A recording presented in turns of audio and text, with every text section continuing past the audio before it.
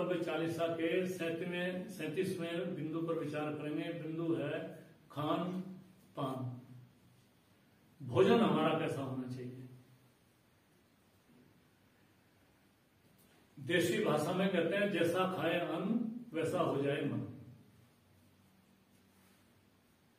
भोजन हमारा ऐसा होना चाहिए जिससे हमारे अच्छे संस्कार बने। भोजन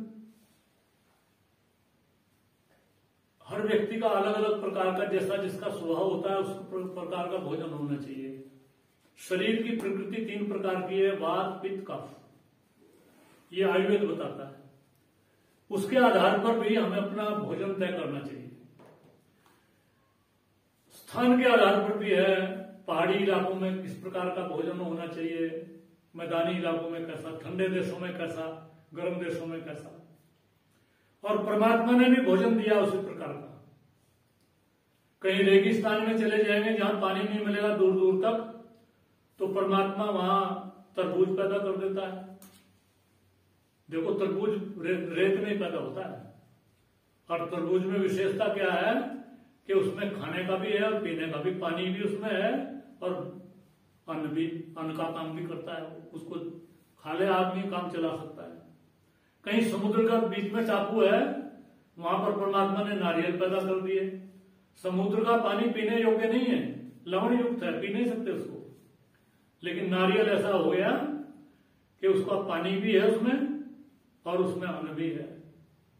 ऐसे परमात्मा ने जो चीज जहां पैदा की है वो वहां के देश के अनुकूल पैदा की है। इस बात को भी हमें समझना चाहिए।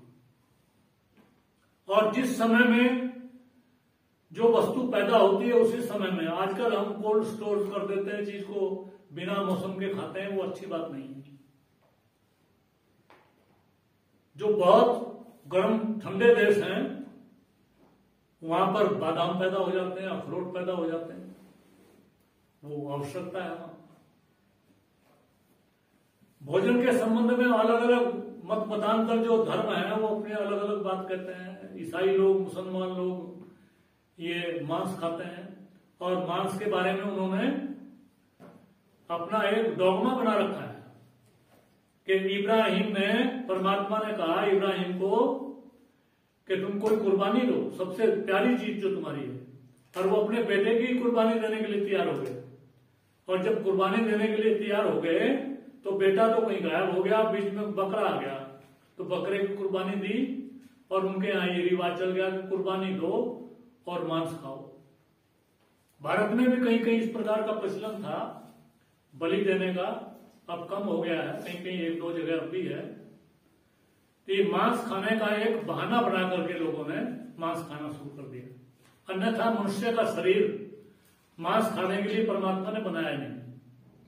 जो मांस खाने वाले जीव हैं उनके दांत भी दूसरी प्रकार के होते हैं, उनके पंजे भी होते हैं, बड़े हिंसक पंजे होते हैं, और वो उनको पसीना नहीं आता है, और वो पानी भी ऐसे जीभ निकाल करके पीते हैं। उनके शरीर की बहुत भिन्नता है मनुष्य से। मनुष्य का शरीर ऐसा नहीं बना है। मनुष्य के शरीर को तो केवल अन्न,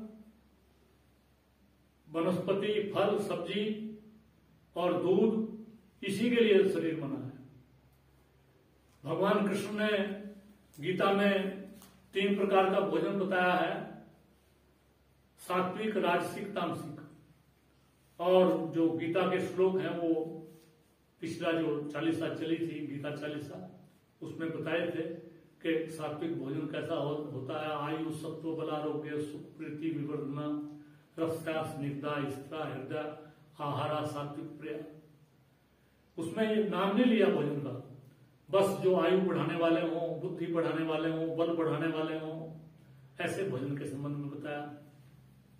भोजन का शरीर के साथ बहुत बड़ा संबंध है। जैसा भोजन करते हैं वैसा ही हमारा शरीर बनता है, हमारी बुद्धि बनती है।